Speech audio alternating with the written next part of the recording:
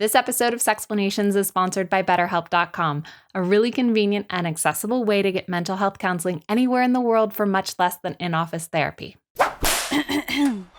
At the Science Gallery at Trinity College Dublin in Ireland, students and staff worked for months to create an interactive exhibit entirely focused on intimacy. My experience of this exhibit began with a rack of spools with big red stickers reading, "Please touch." The piece's description invited visitors to think about physical contact. Do I want to get close? Do I need space? Whom do I want to touch me? And is this semi-public area where I want to be touched? Sticker on? Let's get intimate. Further down the hall were charts showing how algorithms decipher common yet complex intimate moments, like greeting a person who comes into your home or apologizing to someone you've harmed. Another interactive piece supplied the cards and pens to share a missed connection or classified ad. I am seeking for good conversations over specialty coffee. Must be able to talk about US politics and listen to me bang on about when I played inter-county hurling. I am seeking for exploring Ireland and Europe until April, preferably natives with knowledge of real Irish places, friend, and some good crack. That's C-R-A-I-C crack, which refers to fun entertainment and enjoyable conversation. Perfect for a hello machine like this working one at the intimacy exhibit. These phones are situated across the globe for people to pick up the receiver and have a spontaneous, but maybe intimate conversation with a stranger. There have been over 20,000 conversations to date.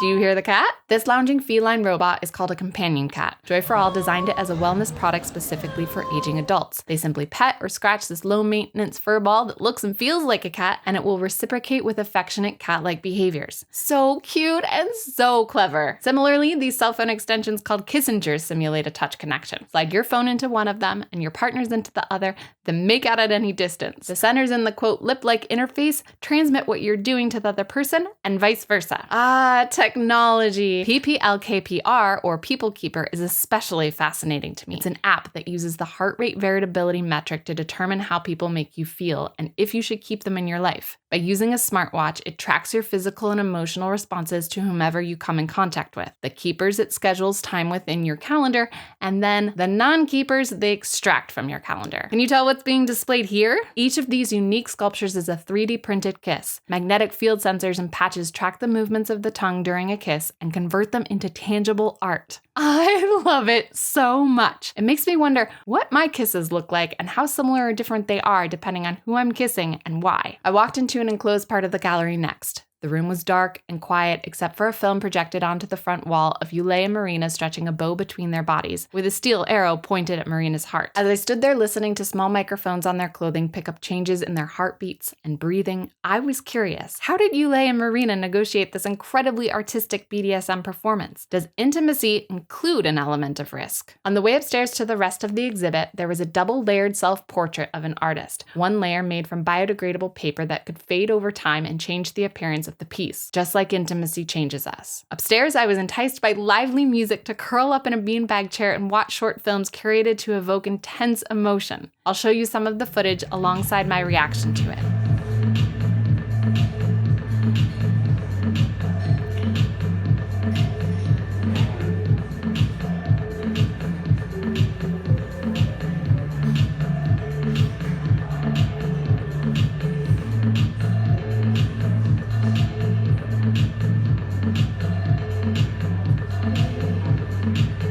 Behind me were virtual reality spaces, one where I could experience my mind in someone else's body. We weren't able to do it, but I can show you some footage of how it works. One person is fitted with a first-person chest camera that sends video to the headset of another person. They synchronize their movements so that the person wearing the headset is physically moving their own body, but seeing the arms and legs of someone else. This is further intensified with assistants who can create a tactile experience. Who would you pair up with for this? Another VR experiment placed me in a room with a computer-generated woman. There was a whole backstory about how she was house-sitting and I just show up. A survey on the TV asked if I perceived the woman in the room as standing too close, too far, just right, and how I felt personal space changed with the level of intimacy in our relationship. All I could focus on was whether or not she was safe. I talked with one of the exhibit monitors afterward to see if VR was being used to detect behaviors that flagged victimization and/or perpetration. Next up, a memory box. Equipped with nostalgia, Widow might want to recreate special moments moments with a deceased loved one, a hollow glass dildo able to hold 21 grams of their ashes, an acoustic amplifier to play sentimental music or voice recordings, a container for cologne or perfume, a locket with the key, a compartment for keepsakes, and a poisoned cigarette if the widow wants to, quote, be eternally reunited. After Nadim's brother died, he created this installation of photos from the electronic devices he inherited. Scrolling through them as a visitor definitely felt intimate, even invasive. And I thought to myself, what will happen to all of my data and devices when I die? Another table was decorated to look like a currency exchange booth,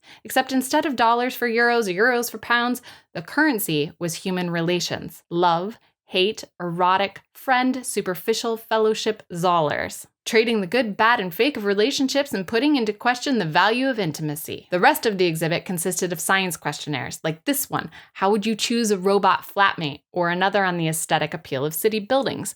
How am I feeling? And then there was a gallery of photographs titled Hugs. The artist had taken stills from Islamist propaganda videos of fighters in Iraq and Syria saying goodbye before their suicide attacks.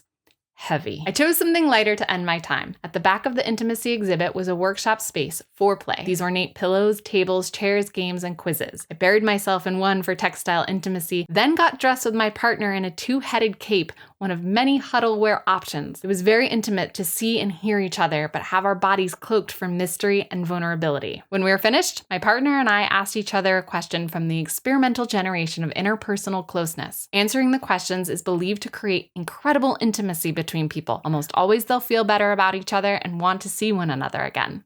Yes, indeed. I experienced a lot of intimacy at the exhibit, and I learned what contributes to the experience of intimacy for others. Touch, pets, hugs, kisses, talking, listening, risk, vulnerability, self, change, something to lose, something to gain, and curiosity. Stay curious. This episode of Sexplanations is sponsored by BetterHelp.com, a really convenient and accessible way to get counseling for your intimacy challenges and goals. Want more intimacy in your relationship? Log on to BetterHelp.com. Looking for ways to express intimacy in addition to or instead of sex? They have counselors who work specifically with partners. Fear of intimacy? Please check out their site. You don't have to sign up, or you can do a trial of the service and then cancel it if it doesn't feel right. I at least want you to know this resource is available to you and they take good care of the show you like. The link to betterhelp.com/sexplanations is in the description, as well as a post I wrote about my decision to partner with them. Please give it a read. Let BetterHelp be the service people need and work toward the intimacy you want.